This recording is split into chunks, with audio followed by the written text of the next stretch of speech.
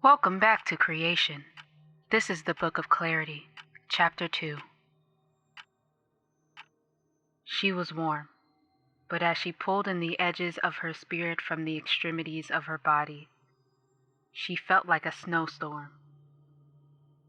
Like she was trained to, she guided the formlessness of her spirit into her head before ejecting it out the top of her crown. Perfect projection. The technicians would be proud of that. She felt her body go limp, except for her breathing, an almost lifeless sack of meat and bones weighing into the surface of the mattress. The energy she shot out the crown of her head formed into a beam of bright white light. It radiated straight into the heavens, and with it went her mind, her consciousness. Away, far away, in what felt like an abandoned memory, she heard the faint sound of the clock on her wall as it ticked on.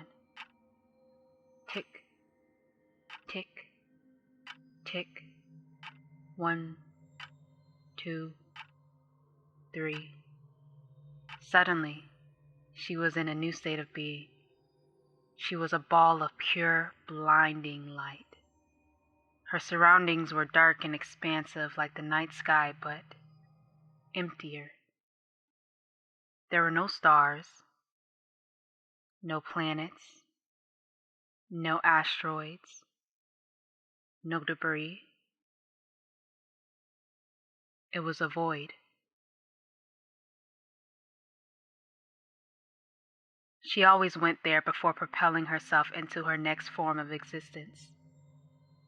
It served as a waiting room of sorts as she removed her humanity from her consciousness. One thing she learned about the inhabitants of the reality she visited in her travels was that they didn't like humanity very much. Humans were very arrogant, even when the existence of other planetary beings was shown to them directly.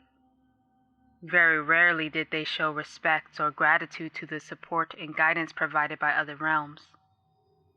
And if that weren't enough, contact with them so often resulted in violence and fear, especially in the early days of Earth's space travels. Though the beings in the other realms knew that human existence was just a pit stop in the complexities of universal life, boundaries were put in place to protect the inhabitants of other realms. She soon realized the damaged reputation of humans had rippled through to seemingly every corner of the universe. So much so that many universes and planets forbade multi-universal travel when still connected to an earthling form. This was why she could never travel on her own. But, with the track records humans held, of course they would put their smartest and brightest to the test figuring out how to break the rules. She heard stories of humans being rejected from realities for being discovered as human. They weren't pretty stories. The scientists hammered these tales into her head in training, their way of taking preventative measures. Though no one from her facility had ever succumbed to that fate, to her knowledge anyway, she was kept in the dark from most things. The stories were there, floating through the ethersphere from rival labs. It was easy to spot a human, the scientists told her. Earth was one of the only planets subjected to the lie that is linear time. One of the only places where technologies that induced fear, control, hatred, and division existed to diminish the spirits of its inhabitants by both its appointed and non-appointed rulers. Earth was pitied by much of the rest of the universe. So many souls that chose to incarnate on Earth were eternally impacted from their time there. They often had to attend their home realities equivalent to intensive therapy in order to process their human experiences upon their return home.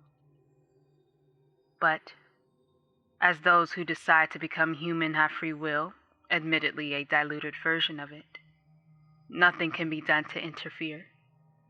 Instead, these realities sought to protect themselves from the threat that was earthly existence.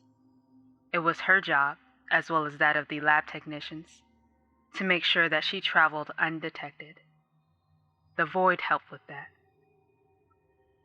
It allowed her to remove the excess energy that being human brought.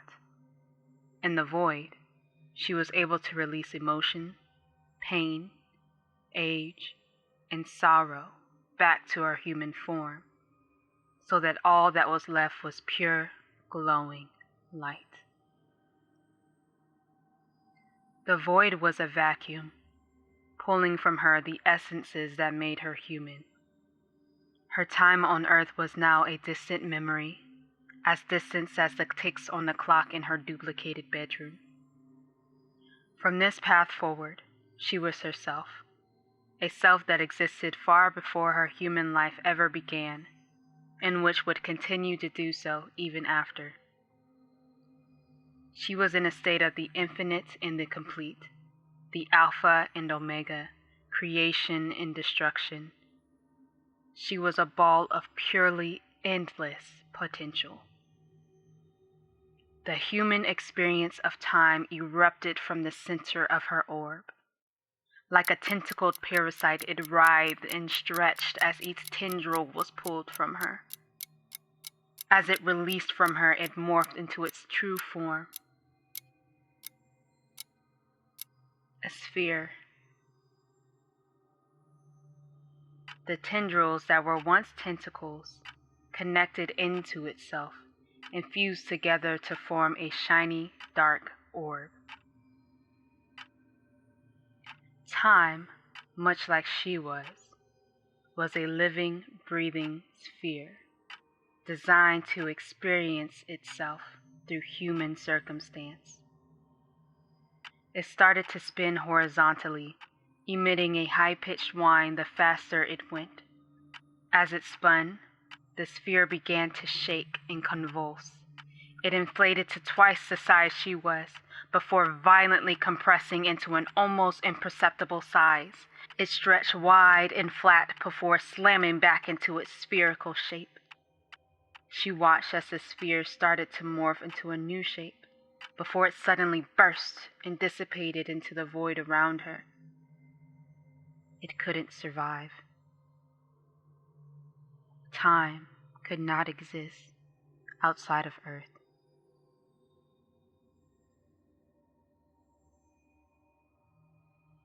The void was working. It was disintegrating parts of her that would not be accepted into new realities. After time was removed, grief, pride, anger, sorrow, and other human traits followed, released back to the earth. This method was highly effective, but not foolproof. Residual traits lingered, and every so often the ticks on the clock appeared in her consciousness during her travels. She couldn't do anything about that yet except mask it when it occurred. She had plenty of training doing that though, so she wasn't worried. Finally, the vacuuming sensation of the void stopped. It had removed all it could. The rest was on her, but she was ready. She wondered briefly where she'd be going next, before stopping herself.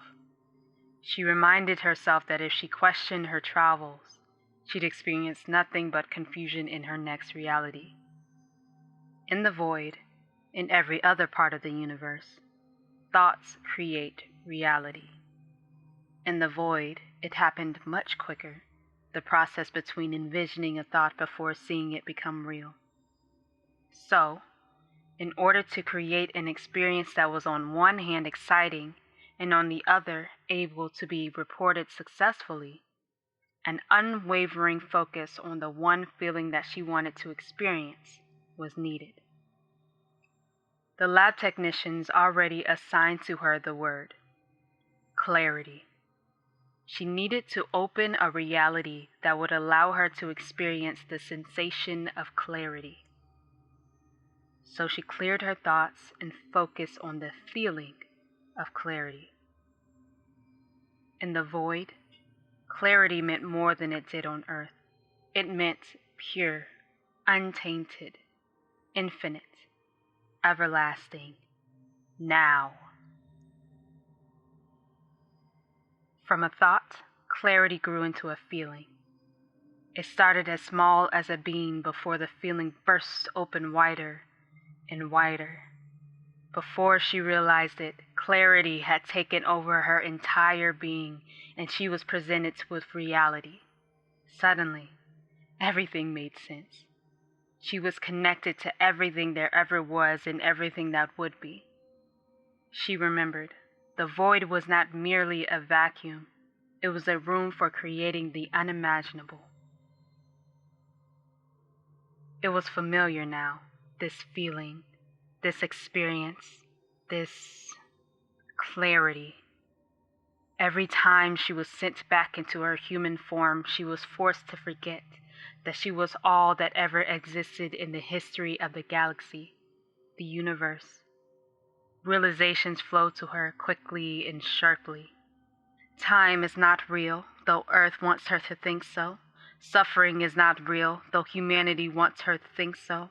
But neither is happiness, or love, or laughter, or anger. It is not real. It will never be. But the feeling of it is real. The emotion created from it is real. The labels are arbitrary distractions to deter from the intensity of the feeling, and only when she removes herself from the confines of her human body is she allowed to remember that. Because to know all of that while in the same consciousness that believes itself to be separate, to be alive, to be alone, would mean the end of the earth and the human race all at once. She understood then what she wasn't allowed to before. She is all of creation. She is all creation will ever be. Her existence on earth is to experience what it means to be solid in the state of feeling. And from that solid, as most all other solids on earth knew, even if they didn't, existence in the earthly realm is only an experiment put together to test creation. Interrupting her previous thoughts, she remembered again why she was there in the void, formed into a ball of light, just one version of all the versions of her essence that existed in the expanse of the universe, all coexisting, co-creating at once. She had gotten sidetracked. Usually that was a human trait, but being that she just ejected herself from her solid form, a bit of human essence could remain for a while after separation. So she visualized the trait being vacuumed from her essence, and she felt relieved as a restless mind was released from her consciousness, back to earth. Creation. A knowing settled over her. No need for words or sound, just feeling. She missed this. Information traveled so slowly through solids it's a wonder how humans got anything done, she mused. The time it took for thought to be translated into electrical signal to move the bones of the mandible and the muscle of the tongue to form mere words that never did the original feeling justice, infuriating.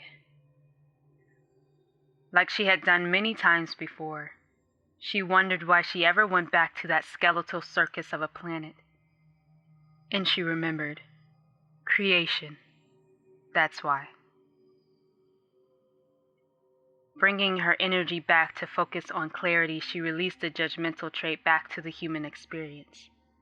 It had no place there in the void of creation.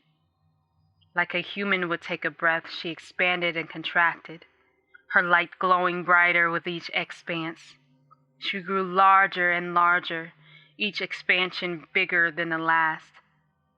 She could do this in her sleep. Well, her light orb equivalent of it anyway. As she grew in size, colors started to manifest inside her orb of light. First blue, deep, pure, untainted by pollution or chemtrails. Then red, piercing, shocking, unrestrained by fear or control. Then yellow, vibrant, radiant, undimmed by insecurity or lack. These colors glowed brighter than any color human eyes had ever seen. They mixed together boldly, They shone in varying degrees of light, of dark. Out there in the universe, light and dark didn't mean the same things as they did back in the solid Earth world. Light didn't equate to good, and dark never meant bad, it just was. There, separate from the world of the solids, extremes were two sides of the same coin. There, the difference between right and wrong was merely a circle. There, the line perceived as separation was actually perforated with holes if one were close enough to observe. The colors folded in and out of each other, spiraling within and without. The swirls grew as she expanded. She wasn't yet sure what was to come of her creation, or rather, she couldn't describe it in a medium as meaningless as words, but she felt it. She knew this creation would become one of her favorites soon. There was a special kind of emotion behind it. Shiver. That was the emotion. Earth would define shiver as an uncontrollable shake. But that's not what it truly meant outside of solid state. In her current meaning of existence, shiver meant real, truthful. It meant honest, but to the extent of both sheer terror and awe. In other words, this creation was intensity setting a fire to a landmine, erupting in fireworks held too close and not close enough to feel its honesty. For the first time in what felt like human eternity, she smiled, or at least what her solid incarnation would consider to be the equivalent of a smile. Nuclear explosion. So, as the colors swirled, mixed, and formed to become a new version of experience, the shiver emanating from her own creation made her smile, and her entire existence exploded into the void to become clarity.